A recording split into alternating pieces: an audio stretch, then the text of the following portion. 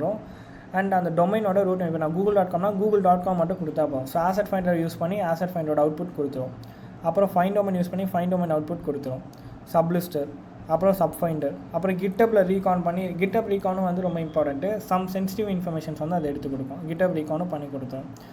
And ஃபைனலாக டூப்ளிகேட்ஸ்லாம் remove பண்ணிவிட்டு நான் சொன்னேன் இல்லையா, லைக் எல்லா டூப்ளிகேட்டும் ரிமூவ் பண்ணி ஒரே ஃபைலில் வச்சுருக்கணும்னு சொல்லிட்டு. ஸோ அந்த மாதிரி ஒரு ஃபைலாக வந்து எடுத்துரும். அதை தான் வந்து டெவ்னல்லேருந்து அந்த லைவ் சைட்டை வந்து HTTP ப்ராப் யூஸ் பண்ணி நமக்கு லைவாக இருக்கிறத வந்து ஆக்டிவாக போட்டு தரும். பட் இது ரொம்ப ஓல்டு. இப்போ நான் நிறைய அப்டேட் பண்ணிட்டேன். இப்போ நான் வேறு டூல் உங்களுக்கு காட்டுறேன். அது அந்த லைவை எடுத்து நம்ம வந்து லைக் ஸ்க்ரீன்ஷாட்ஸ் எடுக்கிறது, அப்புறம் அதர் ஒர்க்ஸ் லைக் நான் சொன்ன மாதிரி டேரக்ட்லி ப்ரூட் ஃபோர்ஸிங் மாதிரி. டேரக்ட்லி ப்ரூட் ஃபோர்ஸ் பார்த்தீங்கன்னா இங்கே இவ்வளோ கான்ஃபிகரேஷன்ஸ் எல்லாமே வந்து சேர்த்து செக் பண்ணி பார்ப்போம். என்னென்ன ஃபைல்ஸ் எக்ஸிஸ்ட்டாக இருக்குது, எக்ஸிஸ்ட்டாக இல்லை, எது ஃபார்பிடன் வருதுன்னு சொல்லிட்டு எல்லாமே அவுட்புட் வந்து உங்களுக்கு ஒரு ஃபைலில் கொடுத்துரும் அதுவும். ஓகேவா?